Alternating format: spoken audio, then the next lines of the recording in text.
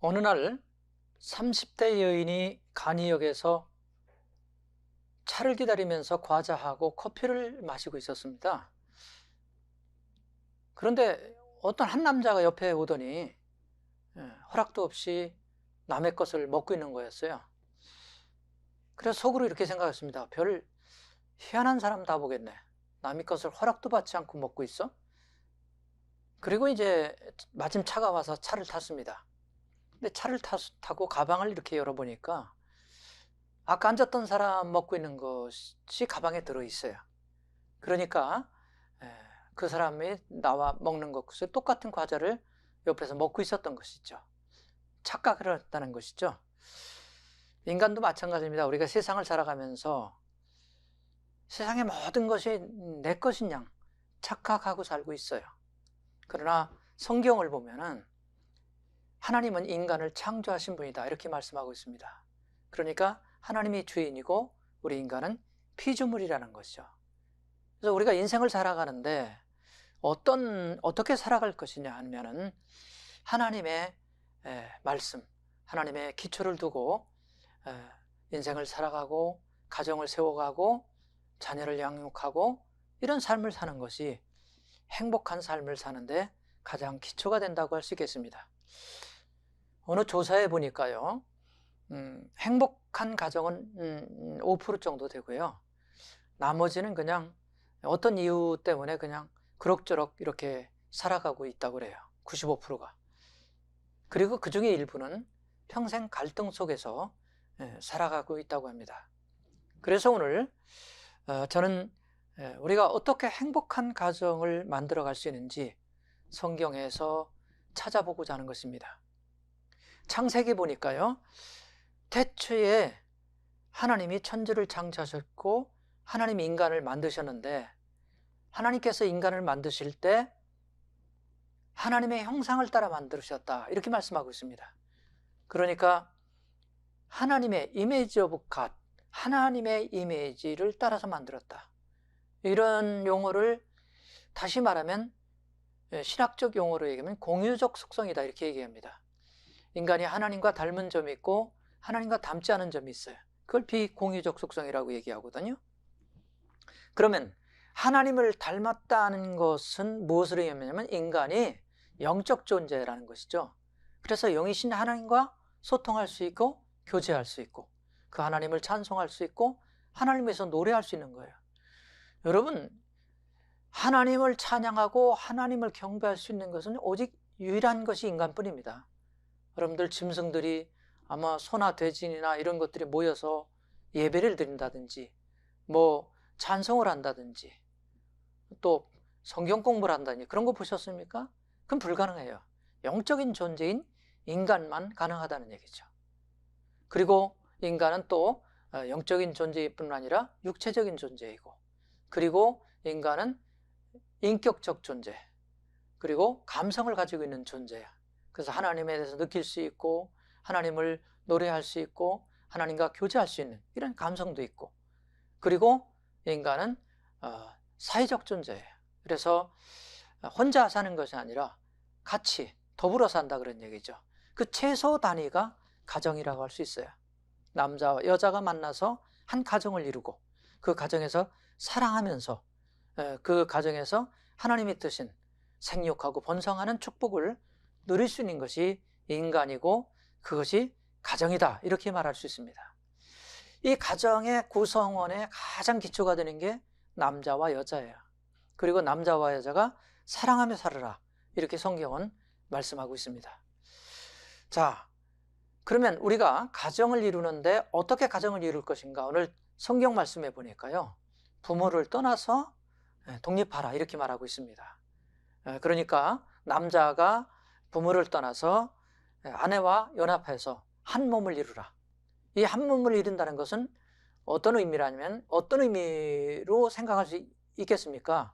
그것은 같은 어떤 꿈, 같은 생각, 같은 공동체, 그리고 같은 비전 이런 것들을 나누면서 가정이 살아가는 것이 가정이라고 할 수 있겠어요.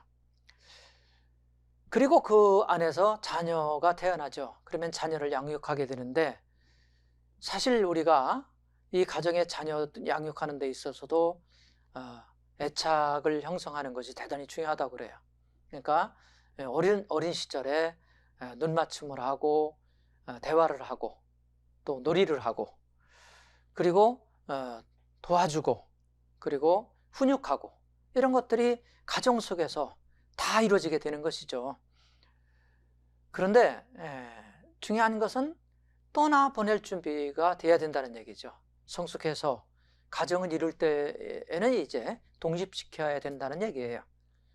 근데 우리 한국의 전통적인 가정에서는 이제 독립시키지 못하고 결혼한 후에도 계속적으로 간섭하고 관여하고 또 이렇게 염려하고 이렇게 하다 보니까 독립성이 결여돼서 마마보이로 돼서 가정의 갈등의 요인이 되는 것을 우리가 종종 볼 수가 있습니다. 이렇게 이제 끊임없이 독립하지 않는 것이 아니라 부모를 떠나서 둘이 한 몸을 이뤄라, 이렇게 성경은 말씀하고 있습니다. 왜냐하면 그렇지 않으면 이 가정을 형성하는 데 있어서 그것이 오히려 방해가 될 수 있다, 이런 얘기예요. 오히려 어렸을 때 기회를 주고 어렸을 때 많은 지원을 해주고 관계를 형성해 줘야 될 때 해주지 못하고 성숙해서 또 다른 가정을 이룰 때 계속적인 간섭, 그것은 올바른 것이 아니다, 이렇게 말씀을 드릴 수 있겠습니다. 자, 그러면 우리가 행복한 가정을 이루기 위해서 한 몸을 이룬다는 의미가 무엇일까? 우리를 한 번 더 좀 깊이 들여다보면 이렇습니다. 가정에서 이 중요한 요소는 관계 형성이에요. 그 세 가지로 우리가 말할 수 있는데, 첫째는 언어 접촉, 그리고 정서 접촉, 그리고 신체 접촉이라고 할 수 있죠. 우리가 자녀를 양육할 때 너무 긴 시간 끌어안아주면 그 자녀가 의존심이 생긴다고 그래요. 그러나 안아줄 때 너무 잠깐 안아주고 또 밀어버리면 정서불안에 걸릴 수 있다, 그런 얘기를 하는 것을 제가 들었습니다. 그렇기 때문에 이렇게 이 중요한 요소, 가정의 관계, 밝은 표정, 밝은 대화, 이런 것들이 중요한데 그 중에서도 이 대화가 굉장히 중요합니다. 이 대화는 언어와 비언어가 일치된 대화, 그리고 아이메시지, 상대를 공격적인 대화를 하는 것이 아니라 내가 무엇을 원하는지, 내가 무엇을 하고 싶은지, 내가 무엇을 바라는지를 대화하는 그런 기술, 그런 테크닉들이 우리가 가정을 이루어가는데 대단히 중요하다 할 수 있겠습니다. 자, 그러면 이 가정을 이루는데 그 하나의 공동체, 사회 공동체, 기초적인 가정, 하나님이 이루신 그 가정을 이루어가는 데 있어서 중요한 것이 뭘까요, 여러분들? 그것은 과거를 벗어나는 거예요.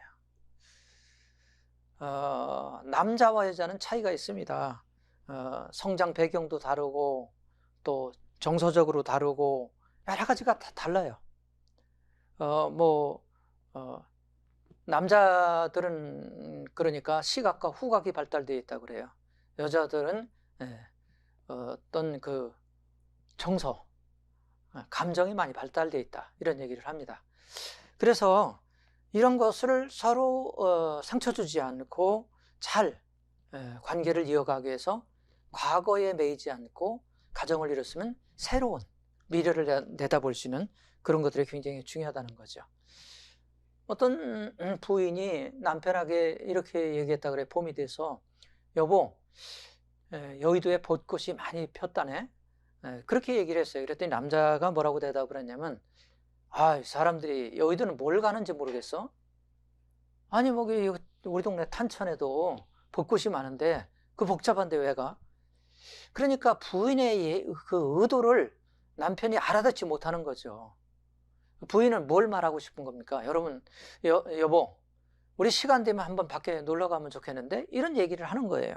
그러니까 남편이 그래? 그러면 우리 다음 주에 주말에 한번 어디 놀러 갔다 올까? 이게 대화를 이루는 방법이라는 거예요. 그래서 어떤 그 상대를 이해하고 상대의 관계를 맺어가고 상대하고 아주 원활한 그런 관계를 만들어가는 그런 것들이 우리가 인생을 살아가는데 대단히 중요하다는 얘기예요.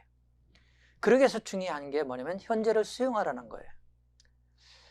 그래서 이제 이런 것을 잘 받아들이고 또 나아가서 미래를 향한 대화, 그것을 구체적으로 얘기하면 I 메시지, 내 얘기를 하는 거죠.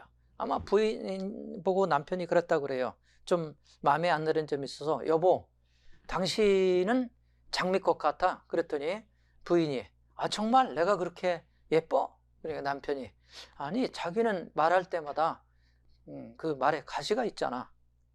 그랬는데도 여자 부인이 남편에 대해서 화를 내지 않았다는 거죠. 왜냐하면 그 장미꽃이 가지고 있는 이미지 때문에 그래요. 그래서 우리가 대화할 때 그 이미지를 잘 사용하고 가능하면 적극적인 표현, 그리고 대화하고 어떤 것을 얘기했으면 그것이 바로 바뀌기를 바라는 것보단 기다려주는 그런 노력이 우리에게 필요하다는 거죠. 고린도전서 13장에 보니까요, 이런 말씀이 나와요. 사랑은 오래 참고 사랑은 모든 것을 견딘다, 이렇게 말하고 있습니다. 그렇습니다. 사랑은 감정이 아니에요. 사랑은 의지입니다.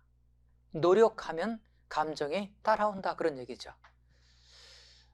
그래서 우리 가정에 삶의 의미를 부여하는 것이 대단히 중요하다, 그런 얘기입니다. 아무쪼록 여러분들은 행복한 가정을 위해서 아름답게 미래를 만들어가는 그런 삶이 되기를 부탁을 드리겠습니다.